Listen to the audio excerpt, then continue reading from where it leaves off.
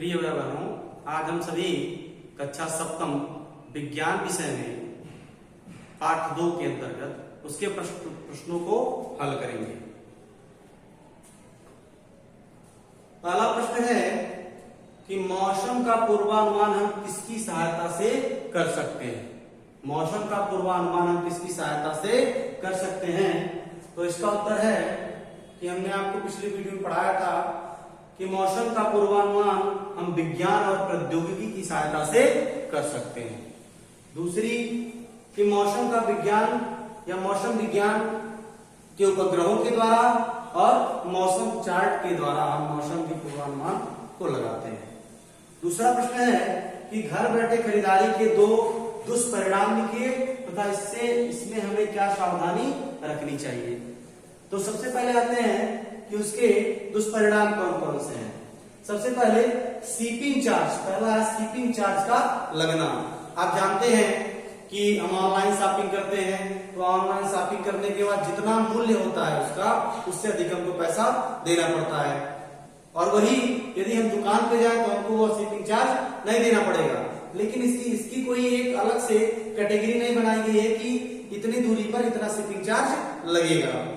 ठीक, तो यह क्या है, एक दोषपूर्ण तरीका है जो ऑनलाइन शॉपिंग में होता है। दूसरा है खुद के स्पर्श और ना देखने में कमी। आप देखते हैं कि हम कोई सामान ऑर्डर कर देते हैं घर बैठे मोबाइल से, और ऑर्डर करने के बाद वो हमारे पास आ जाता है और वो क्या होता है, सील पैक होता है, हम उसको देख नहीं सकते हैं, उसको स्पर्श नहीं कर सकते हैं। तो क्या होता है इससे कि उसकी गुणवत्ता और मात्रा का पता में नहीं चल पाता है, इसलिए क्या है, उसके दुष्परिणामों में उसको गिना जाता है। तीसरा है धोखाधड़ी। यहाँ पे 2 ही दिया है लेकिन हम तीसरे के बारे में भी आपको बता रहे हैं। धोखाधड़ी, धोखाधड़ी इस प्रकार होती है कि आपको कोई सामान, मान लीजिए आपने कोई सामान, किसी सामान को ऑर्डर किया और वह सामान नकली है असली, इसका पता आपको नहीं चल पाता है और यह ऑनलाइन शॉपिंग में हो रहा है। तीसरा है वस्तुओं को लाने में देरी। आप जानते हैं कि आपको अगर तत्काल किसी वस्तु की आवश्यकता है, उसको अगर यदि आप ऑनलाइन किए तो उसको आने में आप तक कितना समय लगेगा, 3 से 4 दिन का समय लगेगा। लेकिन यदि आप उसको दुकान पे खरीदने के लिए जाते हैं तो वहां पे आपको तुरंत वह सामान उपलब्ध हो जाता है। इसलिए इसके दुष्परिणाम इस प्रकार से है। दूसरा है कि इसमें हमें क्या क्या सावधानी रखनी चाहिए। तो दूसरी चीज हमको सावधानी क्या रखनी चाहिए इसमें कि जो भी वस्तुएं आ रही है वह किस ऑनलाइन शॉपिंग के जरिए हम खरीद रहे हैं, कौन से साइट के जरिए, किस साइट के जरिए इसको खरीद रहे हैं, इसका हमको हमेशा ध्यान रखना चाहिए और यह देखना चाहिए कि अब जो वस्तु आ रही है ये नकली है या असली। यदि वह इस प्रकार की चीजें हो रही है तो क्या है, वह वस्तु नकली है अथवा असली का हमें पता चल जाता है। दूसरी चीज इस प्रकार से हम देखते हैं कि क्या क्या सावधानी हमको अपनानी चाहिए। तीसरा प्रश्न दिया है वंदे भारत रेल कहां से कहां तक चलती है। तो ये जानते हैं कि नरेंद्र मोदी जी ने इसका उद्घाटन किया था। इसका संचालन दिल्ली से वाराणसी तक होता है। दिल्ली से प्रयागराज होते हुए वाराणसी को जाती है ट्रेन। चौथा प्रश्न है जेनेटिकली मॉडिफाइड बीज क्या है, यानी जीएम बीज क्या है। तो जीएम को हम शॉर्ट फॉर्म में लिखे यहाँ पे, जीएम बीज यानी कृत्रिम तरीके से पाया या बनाया गया फसल बीज है। क्या है, कृत्रिम तरीके से बनाया गया एक फसल का बीज है। और जीएम फसलों के बीज साधारण बीज से कहीं अधिक उत्पादकता प्रदान करते हैं। इससे किसी क्षेत्र की कई समस्याओं को दूर किया जा सकता है या समस्याएं दूर हो जाएंगी। दूसरा, फसल उत्पादन का स्तर सुधरेगा और ये फसलें सूखारोधी, बाढ़रोधी होने के साथ साथ यह कीट प्रतिरोधी भी होती हैं। तो इस प्रकार से हमने देखा कि कौन कौन से प्रश्न हल हो सकते हैं। चौथा जो प्रश्न है कि मिसाइल, भारत में मिसाइल का जनक या जन्मदाता किसे कहा जाता है। तो आप सभी जानते हैं कि भारत में मिसाइल का जन्मदाता जो है डॉक्टर एपीजे अब्दुल कलाम को कहा जाता है। इसके बारे में हम लिखेंगे और इसको कॉपी में उतारेंगे। तो इस प्रकार हम देखते हैं अगला प्रश्न।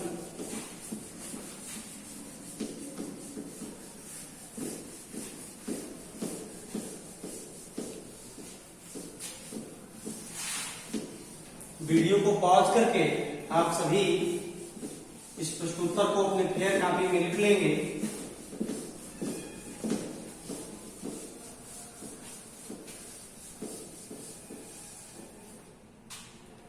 अगला प्रश्न है, भारत में मिसाइल प्रणाली के जन्मदाता कौन है?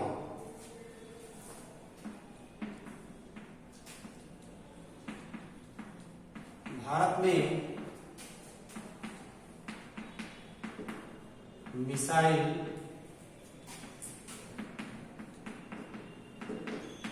प्रणाली के जन्मदाता कौन है? तो आप सभी जानते हैं भारत के राष्ट्रपति डॉक्टर एपीजे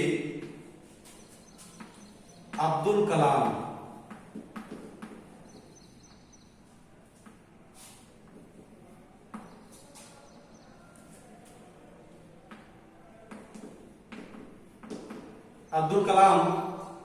को भारत में मिसाइल प्रणाली का जनक माना जाता है। अगला प्रश्न है कि कृषि से संबंधित 5 एक्ट्स को लिखना है। कृषि से संबंधित 5 एक्ट को लिखना है।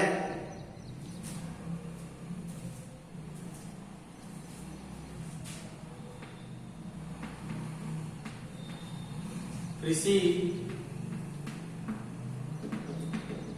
से संबंधित 5 एक्ट को लिखिए।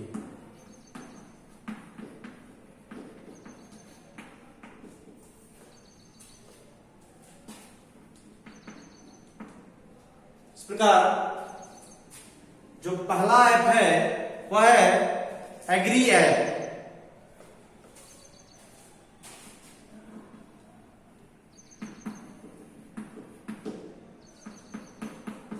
Agree app. उसके बाद IFFCO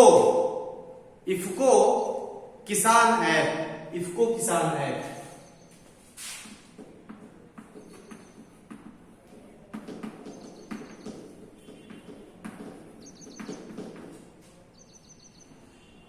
IFFCO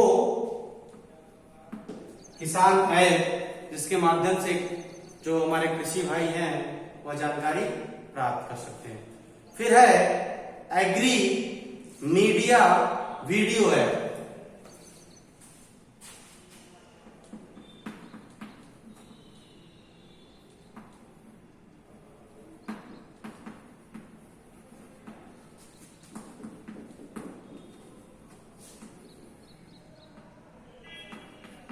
agree media video app. चौथा है किसान योजना। चौथा है किसान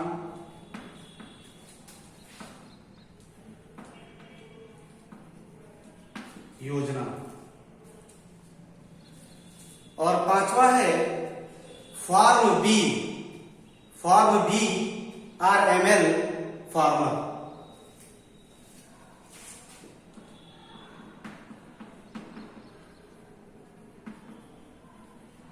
फार्म बी RML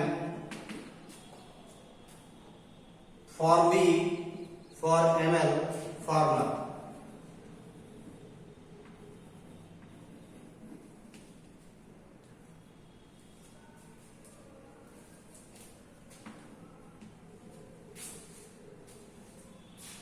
अब अगला प्रश्न है, आप विज्ञान और प्रौद्योगिकी का अपनी शिक्षा में क्या उपयोग कर सकते हैं? वीडियो को पॉज करके प्रश्नोत्तर को आप अपने फेयर कॉपी में लिखेंगे।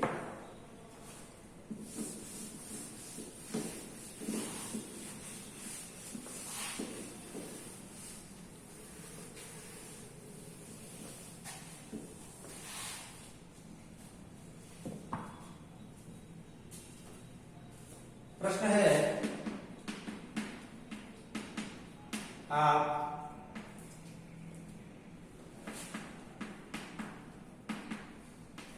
विज्ञान और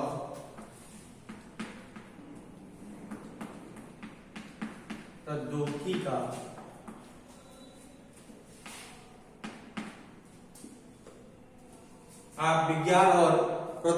का अपनी शिक्षा में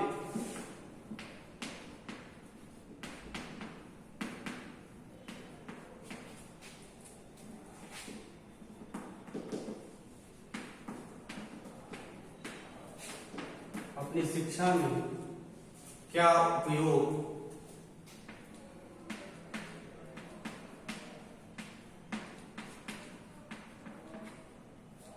कर सकते हैं।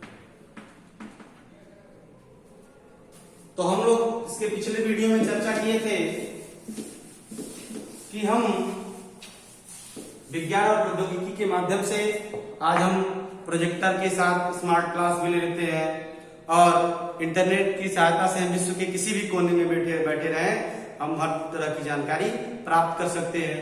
YouTube चैनल के माध्यम से हम व्याख्यान प्रयोग कर सकते हैं, प्रयोग को देख सकते हैं और उसके माध्यम से अनेक व्यक्तियों के व्याख्यान को हम सुन सकते हैं। और तमाम जो ऐप हैं जैसे ई पाठशाला, इसके माध्यम से हम उससे सीख सकते हैं। ठीक, तो हम क्या कर सकते हैं,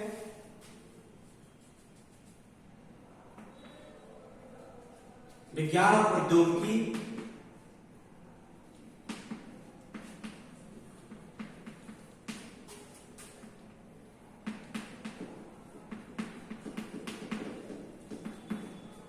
हम विज्ञान और प्रौद्योगिकी की सहायता से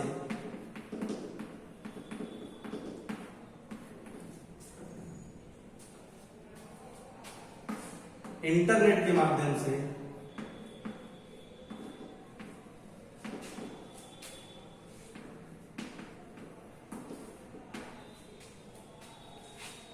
हम कहीं भी जाकर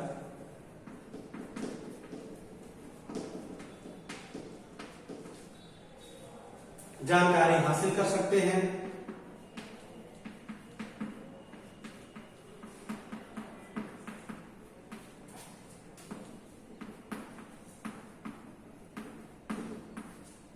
और YouTube के माध्यम से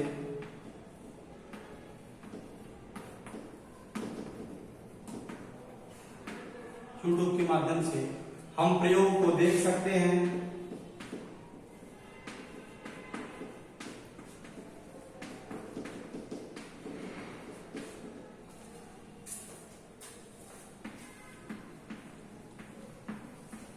व्याख्यान को सुन सकते हैं।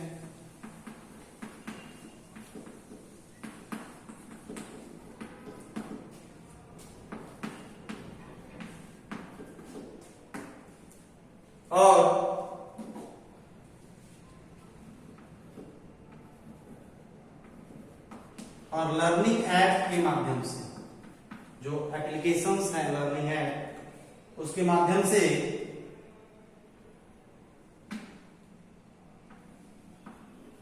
हम पढ़ सकते हैं।